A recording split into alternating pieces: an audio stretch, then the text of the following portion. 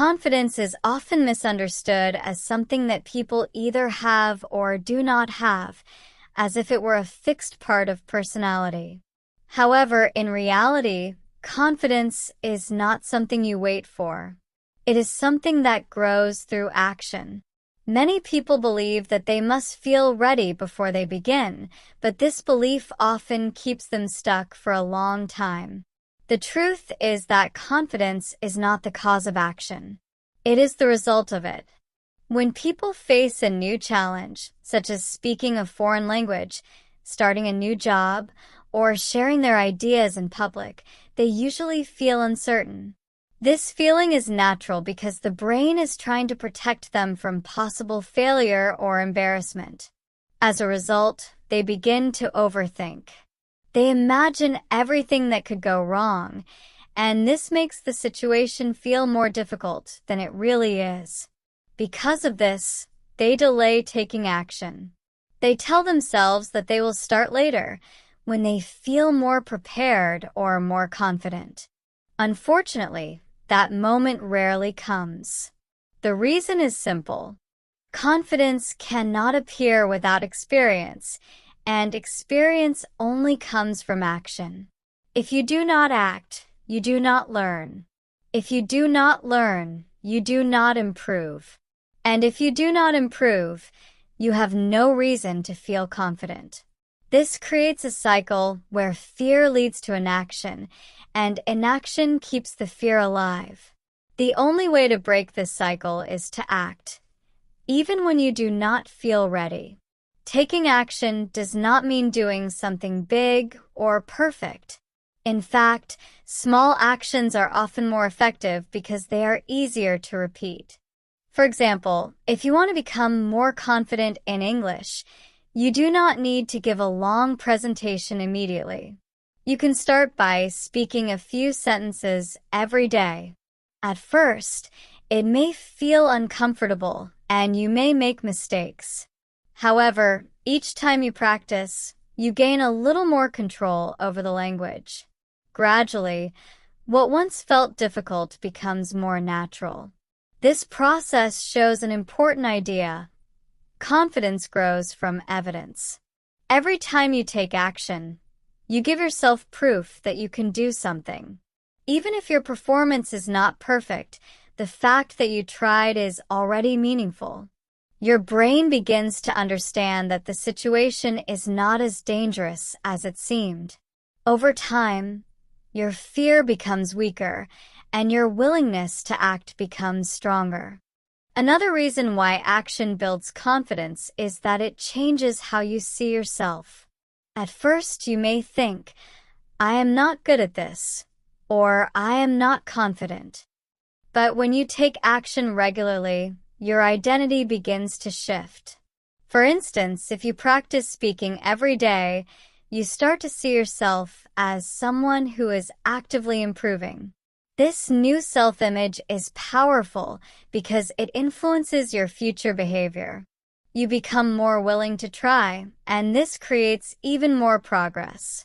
In addition, action helps you understand reality more clearly.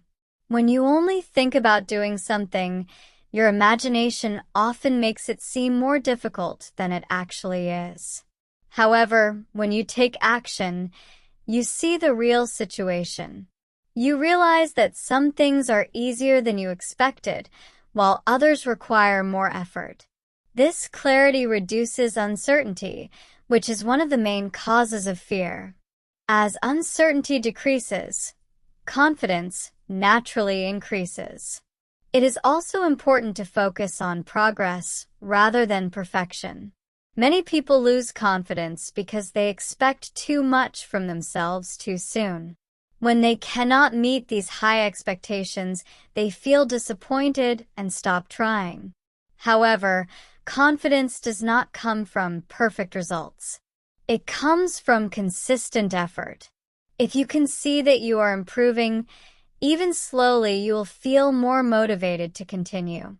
Consistency is another key factor. One action can give you a small boost, but repeated actions create lasting confidence. When you do something regularly, it becomes familiar. What was once new and uncomfortable becomes part of your routine. This familiarity reduces fear and makes it easier to continue.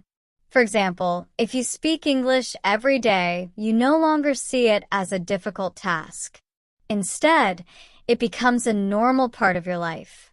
It is also useful to understand that confidence is not the absence of fear. Even confident people feel afraid in certain situations. The difference is that they have learned to act despite their fear. They do not wait for the fear to disappear. Instead, they move forward while feeling uncomfortable. This ability comes from experience. The more you act, the more you realize that fear does not have to control your decisions. Sometimes, people compare themselves to others and feel discouraged. They see someone who speaks better, performs better, or appears more confident, and they think they are not good enough. However, this comparison is often unfair because it ignores the other person's journey. Everyone starts from a different point and moves at a different pace.